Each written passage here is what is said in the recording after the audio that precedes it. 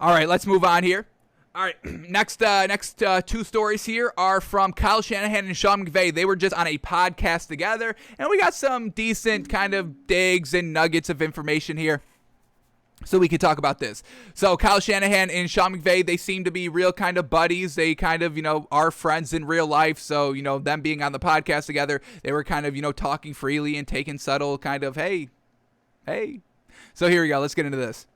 So Shanahan was recently on the Flying Couch. That's Coach. Yeah, Coach. The Flying Coach podcast with McVay and Peter Schrager. McVay ribbed Shanahan, asking the Niners coach how he liked the Rams' new addition. Quote from Kyle Shanahan, "You don't want to get me started, dude. That was frustrating. I was in Cabo. I was studying it all. I remember looking through it because everybody was telling me it was a possibility. Stafford's the man. I studied him hard coming out of college, and you always play against him, so you know how good he is. But to know he might be available and to spend 2 weeks really watching him, Sean, yeah, he's better than I realize. He was the man. He's actually underrated to me. I know how good of a guy you got. I know how good he is at play action. I know how smart he is. Not only does he just have a big arm, but he's got touch. He knows where to go with the ball, so I was trying to get involved." So, once again, everybody's still gushing over Matt Stafford, and we understand the gush, folks.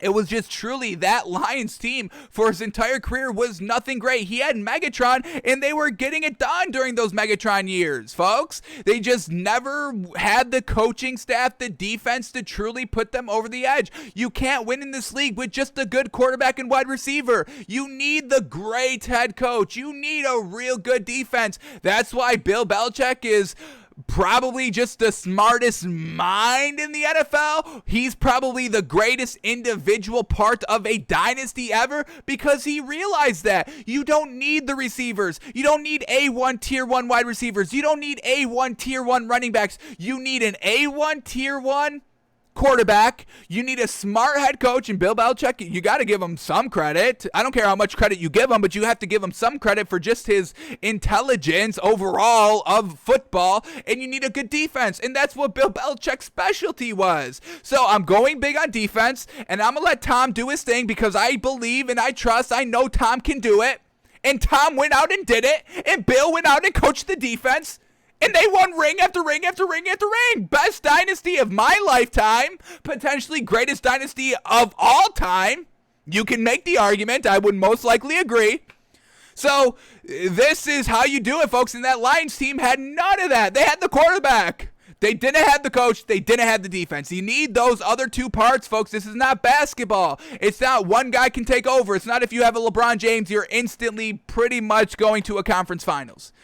Football's different, folks. There's 100 people on the sideline every single game, folks. There's two sides of the ball. And then you got special teams mixed in there as well. So you need all three pieces to just be competitive. You're not even guaranteed anything. We look at the Chiefs. They got to the Super Bowl, but they lost it, unfortunately. We're looking at kind of this Ravens team. Great defense. They've got the quarterback. They've got the coach. And they can't even get to the conference championships. We've got Buffalo now. Great defense, great coach, great quarterback. And they're losing in the AFC championship game. So it's not even like if you have those three pieces, you're guaranteed a ring.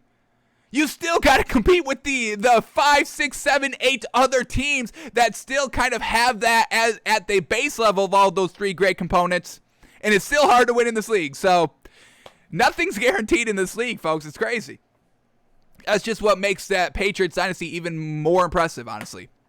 But back to the quote here by Kyle Shanahan. Quote, "I remember Saturday, I was so stressed out, and finally we talked to someone. It was 7 at night, and they're like, no, nothing's happening with the trade at the earliest until tomorrow, so you can finish your night. So I'm like, all right, I'm done. I put my phone down, talk to Mandy. I'm like, all right, let's go out to dinner. Let's have some drinks. Once again, he's in Cabo, living it up. Yeah, bad choice there. There's no off season in football. You better be in your home base 24/7 or you're going to miss out and you're going to lose a great quarterback to a division rival. Not great. So the lesson to be learned here is there's no vacation, baby. If you're a head coach and you're taking a vacation, you think Bill Belichick's ever taken a vacation?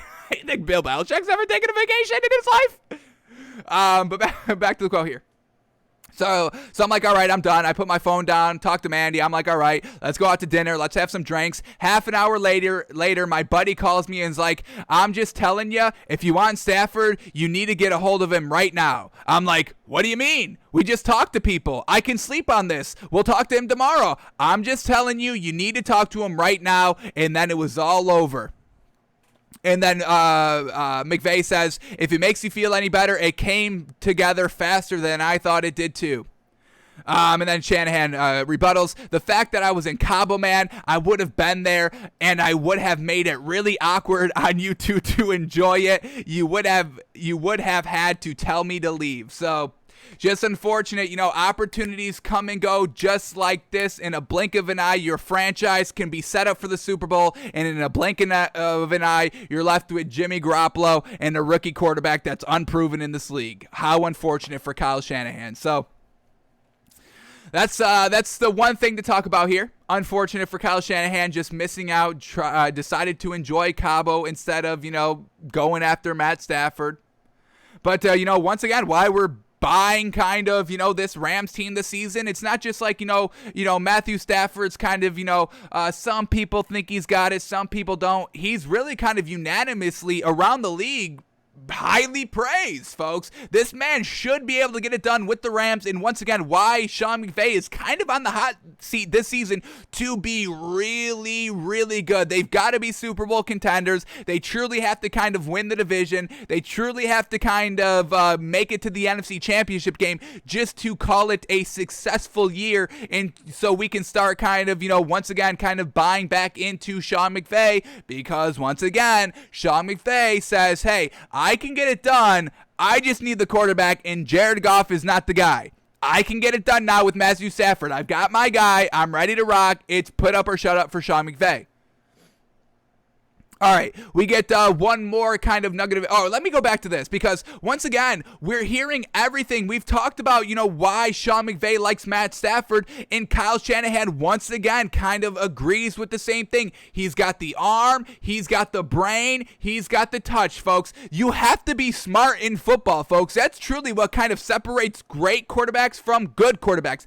I don't want to kind of put his name out here, but I am going to kind of do it a little bit. That's why Jameis Winston is a good quarterback, but I just don't think he has kind of the field smart. That's why he throws 30 picks. The man threw 5,000 yards. He is great at football. I do not care. He is a great passer in this league, but I don't think he has kind of the field smart to apply his big, great, talented arm, and it's unfortunate. I'm hoping he learned from Drew Brees. That's why we were kind of glad Jameis Winston went to the Saints to learn under Sean Payton and to learn from one of the greatest to ever do it, Drew Brees. So if he is able to kind of have that kind of great mental aspect on the field of reading coverages, reading plays, knowing just how to get it done on the field, Jameis Winston could be top 10 quarterback in this league, folks. We honestly could be talking about Jameis Winston like we talk about Patrick Mahomes. Honestly, folks. I don't think that's out of the realm of thought.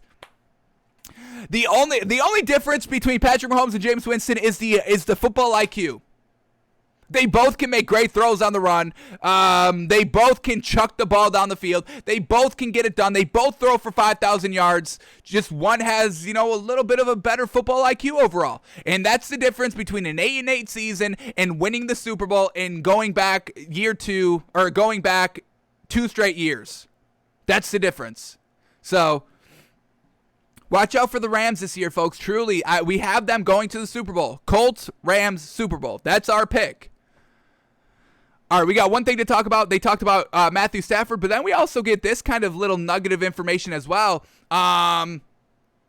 about what Sean McVay thought Kyle Shanahan was going to do in the draft this year. So we heard Kyle Shanahan still kind of wanting to look at quarterbacks and Matthew Stafford.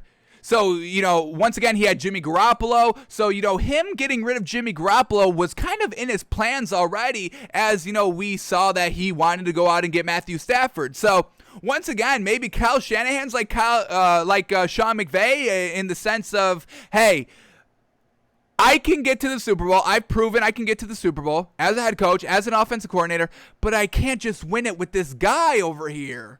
Jimmy Garoppolo's my Jared Goff. I can't win it with the man. I'm sorry. You still need a better quarterback than this man to win the ring. Look at the past Super Bowl winners, folks. Nick Foles is the only outlier. Joe Flacco is a little bit of an outlier as well, if you want to say that. A little bit. He caught magic in being real good. So, the Patrick Mahomes, the Tom Brady's, the Aaron Rodgers, the Drew Brees, the Big Bens, the Peyton Mannings, that's consistent Super Bowl winners right there. So I can't get it done with Jimmy Garoppolo. I need another guy. So that's kind of, Kyle Shanahan's thinking as well. But let's talk about this now. All right, here we go.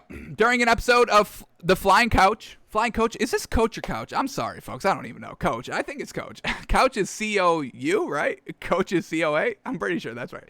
So The Flying Couch... I just said it again. The Flying Coach. It just flies off the tongue. Flying Couch. Flying Couch. Flying Coach. Doesn't fly off the tongue as well. Doesn't fly off the Flying Couch podcast. But back to this.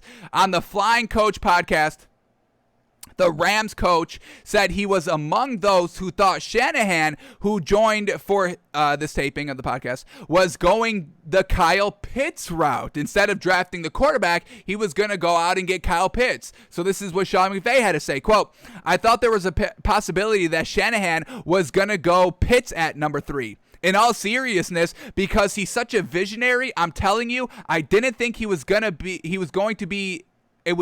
a crazy thought, because you go back to when New England had the 2 tight end set and they were doing things totally different. And could you imagine George Kittle with Kyle Pitts?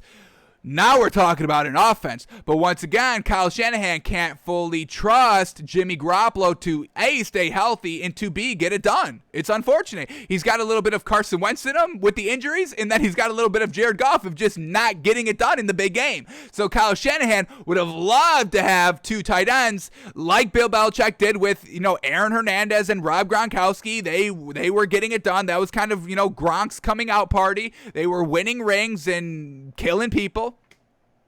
Literally and figuratively. But, Kyle Shanahan just could not do that because he needed to try and get the quarterback. He needed the quarterback first, and we'll let George Kittle just kind of be A1 tier run all by his lonesome out there, which we know he can do. But back to the quote here by Sean McVay, quote, in all seriousness, because he's such a visionary, I'm telling you, I didn't think it was going to be a crazy thought, because you go back to when New England had the 2 tight end set and they were doing things totally different. You think about what Kittle, and then the thing that makes sense is that, hey, Jimmy's produced all the way. This isn't a production thing. This is an availability thing, and you're saying we can't have that, like all the things.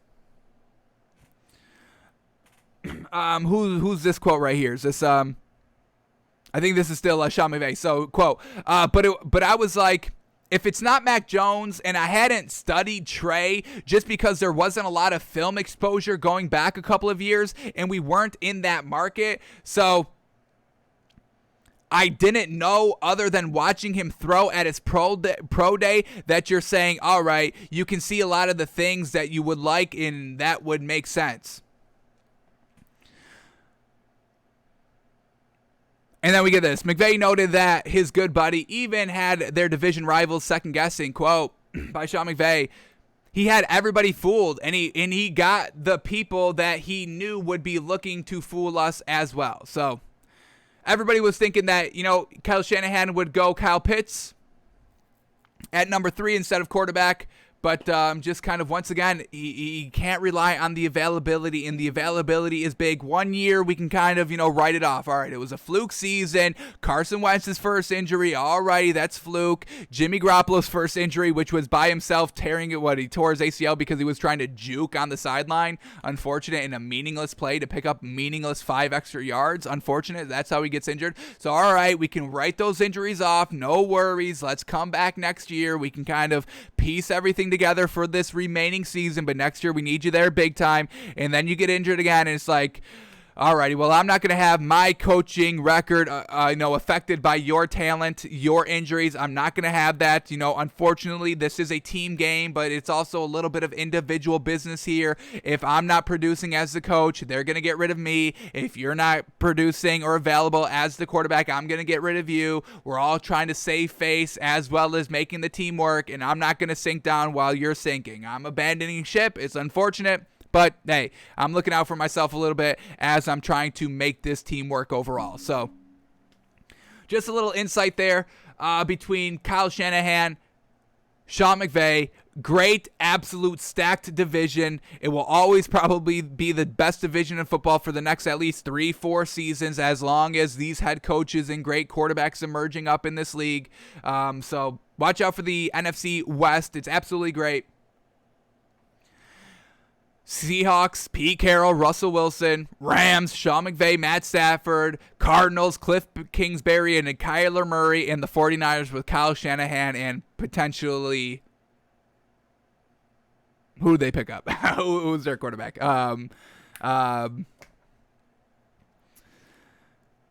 Justin Fields. No.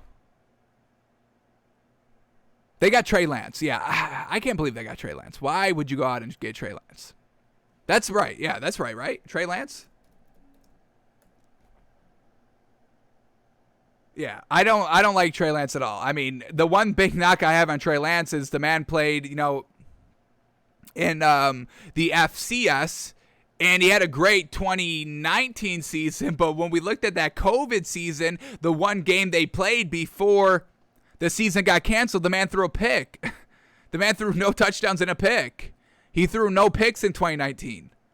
So you're in a worse kind of overall football division, and then you just threw a pick. So did you just have one good year? We like Justin Fields 100% over Trey Lance, but we'll see. We'll see how he pans out. Kyle Shanahan's kind of big on him, so I guess we have to kind of, respect his choice and respect his mind. Everybody's bragging about him. He's pretty solid, so hopefully he's got the right guy there.